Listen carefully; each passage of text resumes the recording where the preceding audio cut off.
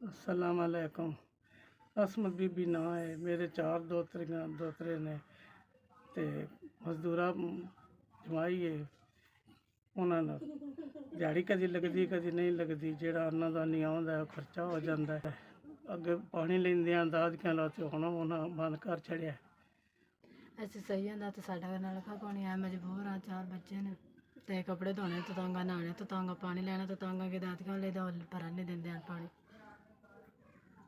ਇਹ ਕੋਸ਼ਿਸ਼ ਕੀਤੀ ਸੀ ਨਲਕਾ ਲਵਾਉਣ ਦੀ, ਪੈਸੇ ਜਮ੍ਹਾਂ ਕਰਨੇ, ਕਦੀ ਬੱਚੇ ਬਿਮਾਰ ਹੋ ਜਾਂਦੇ, ਕਦੀ ਕੋਈ ਮਜਬੂਰੀ ਬਣ ਜਾਂਦੀ, ਮਸਾਦਾਰ ਰੋਟੀ ਪੂਰੀ ਹੁੰਦੀ ਹੈ। ਅਸੀਂ ਸਈਦ ਹਾਂ ਤੇ ਹੁਕੂਮਤ ਦੇ ਵੀ ਹੱਕਦਾਰ ਹਾਂ ਤੇ ਨਲਕੇ ਦੇ ਬੜੇ ਮਜਬੂਰ ਹਾਂ।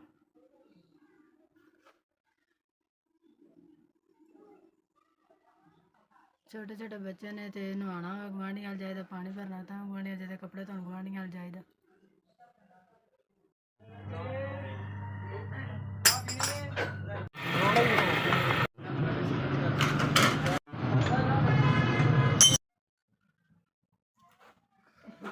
जी अलहमदुलिल्लाह साढ़े घर आ गया समान नाल। चंगा कीता सा अपना कोई जेड़ा कर लिया बंद कर बना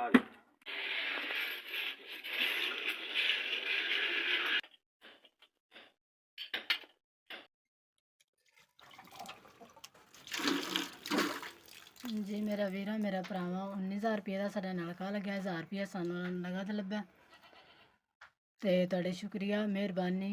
नहावां दे बच्चे नहावां दी, कपड़े धोवां दी, तुहानूं दवावां देवां दी, पानी पीवां दे, तुहानूं दवावां दे। सैयद हां ते साढ़े घर नलका कोन आई। तुहाडी मेहरबानी जिहड़ा नलका लवा दे दूरों पानी भरन जाईदा सी। मेरे वीरां बड़ी कोशिश की सी, पैसा जमा करें, कभी बच्चे बीमार हो जाए, कभी कोई मुसीबत बन जाती सी ते नहीं नलका लवा सके। तुहाडा बड़ा शुक्रिया जिन्हां सानूं नलका लवा दिता। पानी पीवां दे, नहावां दे, कपड़े धोवां दे, तुहानूं दवावां देवां दे। वसदे रहो, हसदे रहो, इंशाअल्लाह जींदे रहो। अल्लाह जिंदगी दे, वसदे रहो, कमांदे रहो, गरीबां दी इमदाद करदे रहो। अल्लाह जिंदगी दे, चोखा दे तुहानूं जिन्हां साडे घर नलका लवाया, मेरे दोतरे पानी पियाया।